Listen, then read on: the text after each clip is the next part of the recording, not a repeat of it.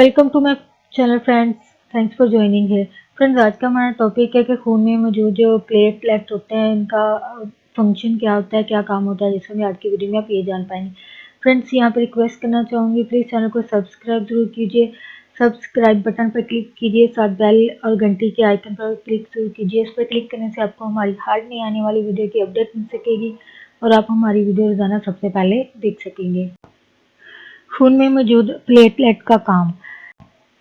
इनकी नॉर्मल तादाद जो है वो 1,50,000 से 3,50,000 पर माइक्रोलीटर होती है।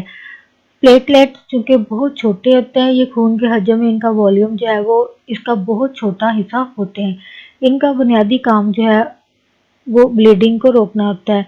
सुर्ख खुलिये बहुत ज़्यादा तादाद में होते हैं, जो कि 5 करोड़ पर माइक्रोलीटर होते हैं। ये ब्लड को क्लॉट की शक्ल में बनाए रखते हैं इस शक्ल में। और फ्रेंड्स, आज का टॉपिक आपके लिए इंफॉर्मेटिव इंटरेस्टिंग रहा हो, प्लीज़ अवेयरनेस और गाइड के लिए आगे फ्रेंड्स एंड फैमिली के साथ शेयर जरूर कीजिएगा, वीडियो को लाइक जरूर कीजिएगा, कमेंट जरूर कीजिएगा। Thanks for watching video.